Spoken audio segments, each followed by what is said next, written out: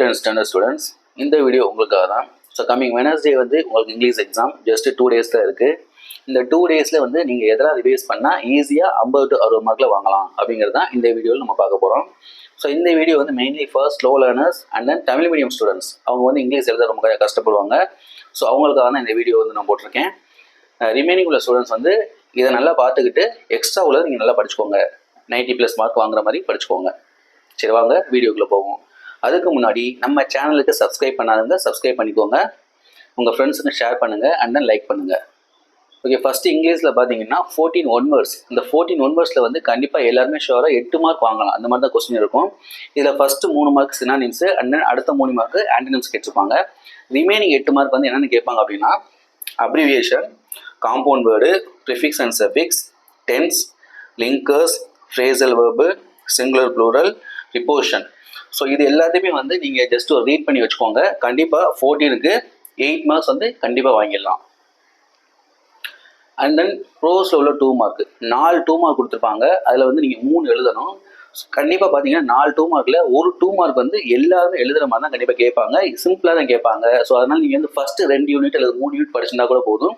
ஈஸியாக ஒரு 2 மார்க் நீங்கள் அதில் அட்டன் பண்ணலாம். அப்போ அதில் ஒரு 2 மார்க் கிடச்சிடும். அதுக்கடுத்து போயம் கொஸ்டின். ஸோ 5 கொஸ்டின் 5 கொடுத்துருப்பாங்க. அதில் இங்கே 4 எழுதணும். 2 லைன் போயம் கொடுத்துருப்பாங்க. அந்த போயம் லைன்லேருந்து 2 கொஸ்டின் கேட்டிருப்பாங்க. அந்த கொஸ்டினுக்குள்ள ஆன்சர் வந்து ஒரு சில நேரத்துக்கு அந்த போயம் லைன்லேயே இருக்கும். ஸோ நீங்கள் அதை பார்த்து கூட எழுதலாம். அப்போ 4 நீங்கள் எழுதணும். 4ல் கண்டிப்பாக 2 கொஸ்டின் அந்த மாதிரி தான் இருக்கும், பார்த்து எழுதுகிற மாதிரி தான் இருக்கும். அப்போ அந்த 2 கொஸ்டின் நீங்கள் ஈஸியாக அட்டன் பண்ணலாம். ஸோ அதனால 2 2s are 4 marks. Next grammar பாட்டு. கிராமர் பாட்டில் பார்த்தீங்கன்னா 5 கொடுத்துருப்பாங்க. 5ல் நீங்கள் 3 எழுதணும். அந்த 3ல் பங்க்சுவேஷன் வந்து ஈஸியாக எழுதலாம். ஸோ பங்க்சுவேஷன் வந்து ஏதாவது நேம் வந்துச்சு அப்படின்னா ஃபர்ஸ்ட் லெட்டர் கேப்ஸில் போடுங்க. அதே போல் கொஸ்டின் கேட்குற மாதிரி இருந்துச்சுன்னா கொஸ்டின் மார்க் போடுங்க, கமா கொட்டேஷன் போடுங்க. ஸோ இதெல்லாம் பேசிக்கு. ஸோ இதெல்லாம் போட்டாவே உங்களுக்கு வந்து கண்டிப்பாக அதில் வந்து 2 மார்க்குக்கு 1 மார்க் போட்டுருவாங்க. ரெண்டாவது voice, active voice, passive voice பார்க்கும்போது நீங்கள் என்ன செய்யணும், ஃபஸ்ட்டு பின்னாடி உள்ள ஆப்ஜெக்ட் எடுத்து சப்ஜெக்ட் ஆகும். சப்ஜெக்ட் எடுத்து ஆப்ஜெக்ட் மாற்றி எழுதினீங்கன்னாவே உங்களுக்கு 1/2 மார்க் கிடச்சிடும். அப்புறம் வந்து வெறுப்பு உங்களுக்கு சேஞ்ச் பண்ணது இருந்தால் சேஞ்ச் பண்ணுங்கள். ஸோ ஈஸியாக அதில் ஒரு 1 மார்க் வாங்கிடலாம் 2க்கு. And then speech direct speech. இந்த ஸ்பீச் பார்த்தீங்கன்னா இப்போ செட்டு அப்படின்னு செட்டுன்னு கொடுத்தாங்கன்னா செட்டு தான் போட போகிறோம். செட்டுன்னு கொடுத்தாங்கன்னா டோல்டுன்னு போடணும். கொஸ்டின் கேட்குற மாதிரி இருந்துச்சுன்னா ஆஸ்கர்னு போடணும். ஸோ அந்த மாதிரி சிம்பிளாக உள்ளது மாதிரி நீங்கள் மாற்றிட்டீங்க அப்படின்னா உங்களுக்கு வந்து அதில் ஒரு 1/2 மார்க் இல்லை 1 மார்க் கிடைக்கும். அதனால் இது ஈஸியாக இதில் ஒரு 1 மார்க் வாங்கிடலாம். So 3 × 1 3 mark. அதுக்கப்புறம் road map. So road map வந்து ஈஸி தான். ஒரு படம் கொடுத்துருவாங்க, எந்த பக்கம் லெஃப்ட்டில் போகிறாங்களா ரைட்டில் போகிறாங்களா அப்படிங்கிறத பற்றி நீங்கள் எழுத போகிறீங்க. ஸோ ஸ்கூலில் உங்களுக்கு சொல்லியிருப்பாங்க ஈஸியாக எழுதுகிற மாதிரி. ஒரு 4 ஸ்டெப் 4 லைன் மட்டும் எழுதிங்கன்னா போதும், ஈஸியாக 2 மார்க் வாங்கிடலாம். And then prose poem paragraph கேட்பாங்க. ப்ரோஸில் 2, போயத்தில் 2. ஸோ ப்ரோஸில் 2 கேட்குறாங்க இல்லையா. ஸோ உங்களுக்கு மொதல் 3 யூனிட்ல வந்து நீங்கள் ரைட்டாக ரீட் பண்ணி வச்சுக்கோங்க. உங்களுக்கு தெரிஞ்ச ப்ரோஸ் தான் வரப்போகுது. சும்மா அதை பற்றி ஏதோ ஒன்று ஹெட்டிங் போட்டு ஏதாவது எழுதிங்க அப்படின்னா போதும், எழுதாம விட்டுறாதீங்க. கண்டிப்பாக அட்டன் பண்ணியிருக்கணும். ஸோ அட்டன் பண்ணாவே போதும். ஸோ 5க்கு ஒரு 2 மார்க் எப்படி கிடச்சிரும். ப்ரோஸ் அண்ட் போயம் 2மே சேர்த்து ஒரு 10க்கு ஒரு 3 மார்க் கிடைக்க வச்சுங்களேன். 3 மார்க் நீங்கள் வாங்கிடலாம். ஜஸ்ட் அட்டன் பண்ணிடுங்க, அவ்வளோதான். அதுக்கடுத்து 5 மார்க்கில் போயம் லைன் கொடுத்து rhyming scheme, rhyming words, alliteration words, figure of speech இதெல்லாம் கேட்பாங்க. ஸோ அதில் வந்து பார்த்தீங்கன்னா அதுக்கு 5 மார்க்கு. அதில் வந்து கண்டிப்பாக ரைமிங் ஸ்கீமு, ரைமிங் வேர்ட்ஸ் இதெல்லாம் வந்து எல்லாமே ஈஸியாக எழுதலாம். ஸோ அந்த மாதிரிலாம் கவுண்ட் பண்ணி பார்த்தோம்னா அதுக்கு ஒரு கண்டிப்பாக ஒரு 3 மார்க் நீங்கள் வாங்கிடலாம் ஈஸியாக. அண்ட் தென் ஒரு பேராகிராஃப் கொடுத்துருப்பாங்க. அதில் ஒரு 5 கொஸ்டின் கேட்டிருப்பாங்க. ஸோ அந்த பேராவிலே அதோட ஆன்சர் இருக்கும். அதை பார்த்து நீங்கள் எழுதுறதான். ஸோ ஈஸியாக அதில் 5 மார்க் வாங்கிடலாம். இதெல்லாம் படிக்காமே வாங்கக்கூடிய மார்க்கு. அதுக்கடுத்து 6 5 மார்க் கொடுத்துருப்பாங்க. அதில் நம்ம 4 எழுதணும்.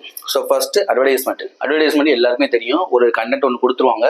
நீங்கள் என்ன பண்ணுறீங்கன்னா ஒரு பேஜில் 4 பக்கம் கோடு போட்டுக்கோங்க. கோடு போட்டு என்ன ஹெட்டிங் கொடுத்துருக்காங்க அந்த ஹெட்டிங் எழுதிக்கோங்க. அது சம்மந்தமாக ஏதாவது பிக்சர்ஸ் உங்களுக்கு தெரிஞ்சுன்னா பிக்சர்ஸ் வரைங்க. கீழே வந்து கண்டிப்பாக அட்ரஸ் எழுதியிருக்கணும். ஸோ அந்த மாதிரி எழுதினீங்கன்னா கண்டிப்பாக வந்து நீட்டாக போடுங்க. பென்சில் யூஸ் பண்ணுங்கள், கலர் பென் யூஸ் பண்ணாதீங்க. ஸோ அந்த மாதிரி போட்டிங்கன்னா கண்டிப்பாக அட்வர்டைஸ்மெண்ட் 5 மார்க் வாங்கிடலாம்.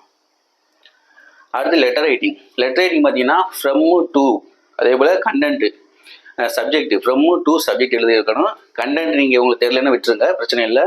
ஸோ லாஸ்ட்டில் வந்து பையன் போட்டு எழுத போகிறீங்க. அதுக்கப்புறம் அட்ரஸ் அந்த என்வலப். ஸோ இதை மட்டும் பேசிக்காக அவ்வளோ மட்டும் எழுதினாவே போதும், கண்டிப்பாக ஒரு 3 மார்க் கிடச்சிடும். கண்டென்ட்டுக்கு தான் 2 மார்க் கொடுப்பாங்க. அப்போ லெட்டர் அட்டன் பண்ணிங்கன்னா அதுக்கு ஒரு 3 மார்க் கண்டிப்பாக கிடச்சிடும். இப்போ இது ஒரு 5, இது ஒரு 3. Next picture. ஒரு பிக்சர் கொடுத்துருப்பாங்க. அதை வச்சு நீங்கள் வந்து சென்டென்ஸ் எழுதணும். ஒரு 5 சென்டென்ஸ் எழுதிங்கன்னா உங்களுக்கு வந்து 5 மார்க்கு. ஸோ ஸ்கூலில் சொல்லியிருப்பாங்க எப்படி வந்து ஈஸியாக எழுதுறது அப்படின்னு உங்களுக்கு சொல்லி கொடுத்துருப்பாங்க. I like this picture is very nice. இந்த மாதிரிலாம் ஒரு சிம்பிளான சென்டென்ஸ் நீங்கள் படித்து வச்சுக்கோங்க. ஸோ அதை எழுதினீங்கன்னா அதுக்கு ஒரு 3 மார்க் கிடச்சிரும். அதுக்கடுத்து notes or summary, spot the error. Spot the எரருங்கிறது ரொம்ப ரொம்ப ஈஸியானது தான். ஒரு 5 லைன் கொடுத்துருப்பாங்க. அதில் வந்து சின்ன மிஸ்டேக் இருக்கும். இப்போ ஏ போகிற வேண்டிய இடத்துல வந்து ஆன் கொடுத்துருப்பாங்க, இல்லைன்னா எஸ் வர வேண்டிய இடத்துல எஸ் கொடுத்துருக்க மாட்டாங்க. இந்த மாதிரி சிம்பிளாக தான் கொடுத்துருப்பாங்க. சப்போஸ் உங்களுக்கு தெரியல அப்படின்னா நோட்ஸ் ஆர் சம்மரி அதை எழுதிக்கோங்க. ஸோ இந்த மாதிரி 4 இந்த 5ல் வந்து ஏதாவது 4 எழுத போகிறீங்க. ஈஸியாக 20க்கு வந்து கண்டிப்பாக 15 மார்க் எல்லாருமே ஈஸியாக வாங்கிடலாம். இதெல்லாம் படிக்காமே நம்ம வாங்குறது. இந்த ஸ்பாட் எரர் உங்களுக்கு தெரியல அப்படின்னா இதுக்கு முன்னாடி நான் ஒரு வீடியோ போட்டிருக்கேன். ஸோ அந்த வீடியோவில் போய் பார்த்துக்கோங்க. கண்டிப்பாக அதில் இருந்தால் அதான் பேசிக்கு, அதில் இருந்தால் உங்களுக்கு கேட்பாங்க. ஸோ அந்த வீடியோவோட லிங்க் வந்து நான் டிஸ்கிரிப்ஷன் தரேன். நம்ம சேனலுக்கு வந்து சப்ஸ்கிரைப் பண்ணாங்க, சப்ஸ்கிரைப் பண்ணிட்டு பாருங்கள். அதுக்கடுத்து memory poem. So memory poem எல்லாருமே படிச்சிருப்பீங்க, ஸ்டார்டிங்லேருந்து படிச்சுட்டு தான் இருப்பீங்க. ஸோ நீங்கள் ஒரு சின்ன சின்ன மிஸ்டேக் விட்டு எழுதலாம் போதும். ஒரு 5 மார்க்கு கண்டிப்பாக அதில் வந்து 3 மார்க் ஷுவராக கிடைக்கும். Next 8 mark. 8 மார்க் பார்த்தீங்கன்னா 2 8 மார்க் கேட்பாங்க. So first one is hints developing. Hints கொடுத்துருப்பாங்க, அதை மேக் பண்ணி நம்ம வந்து பேராவாக எழுதணும். அதில் நீங்கள் ஃபஸ்ட்டு என்ன பண்ணீங்கன்னா அந்த ஹின்ஸுக்கு வந்து நல்லா ரீட் பண்ணிக்கோங்க. ரீட் பண்ணிவிட்டு அவர் ஹெட்டிங் கொடுத்துருங்க. உங்களுக்கு வந்து சப்ளிமெண்ட்ரி எழுதல் தான் கேட்பாங்க. ஸோ அதனால் அந்த சப்ளிமெண்ட்ரியோட ஹெட்டிங் எழுதிக்கோங்க. அதுக்கு 1 மார்க் கொடுத்துருவாங்க. அண்ட் தென் ஹின்ஸை வச்சு பேரா எழுதுங்க. ஒரு 2 பேரா இல்லை 3 பேரா எழுதுங்க. அதுக்கப்புறம் லாஸ்ட்டில் வந்து மாரல் எழுதுங்க. ஸோ இது வந்து பேசிக். இந்த பேராவில் வந்து உங்களுக்கு என்ன தெரியுமோ அதை சும்மா எழுதி வைங்க. கண்டிப்பாக வந்து 4 மார்க் மினிமம் 4 மார்க் கண்டிப்பாக கிடச்சிரும். அதுக்கடுத்து லாஸ்ட் 8 மார்க் என்ன அப்படின்னா ஒரு பேரா கொடுத்துருவாங்க. 4 கொஸ்டின் கேட்டிருப்பாங்க. ஒரு கொஸ்டினுக்கு 2 மார்க். ஸோ அந்த கொஸ்டினுக்குள்ள ஆன்சர் பார்த்தீங்கன்னா பேராலே இருக்கும். அதை பார்த்து நீங்கள் எழுதுறதா. ஸோ ஈஸியாக 8 மார்க் வாங்கிடலாம். அப்போ டோட்டலாக கவுண்ட் பண்ணிங்கன்னா உங்களுக்கு 60 மார்க் கிடைக்குது. ஸோ இது எல்லாமே வந்து நீங்கள் படிக்காமலே வந்து ஈஸியாக வந்து 60 மார்க் வாங்கலாம். இதில் நீங்கள் என்ன படிக்க போறீங்க அப்படின்னா சினானிம்ஸ் படிக்கணும். அப்புறம் இந்த கொஸ்டின் ஆன்சர் இருக்கு இல்லையா, அடிக்கடி இப்படி கேட்ட கொஸ்டின்ஸ் இருக்கு இல்லையா, அதை மட்டும் ஜஸ்ட் ரீட் பண்ணி வச்சுக்கோங்க. ஈஸியாக எழுதிடலாம். ஸோ 60 வாங்க முடியல அப்படின்னாலும் கண்டிப்பாக 50 ஷுவராக 100க்கு 50 எல்லாருமே வாங்கலாம். ஸோ சோழன்ஸ் வந்து கவலைப்பட தேவையில்லை. ஈஸியாக வந்து இங்கிலீஷில் பாஸ் பண்ணலாம். அதே சமயம் ஈஸியாக 50 to 60 மார்க் எல்லாருமே வாங்கலாம். ஓகே, எக்ஸாம் ஈஸியாக தான் வரும். எக்ஸாம் வந்து எல்லாருமே நல்லா எழுதுறதுக்கு ஆல் த பெஸ்ட். தேங்க்யூ.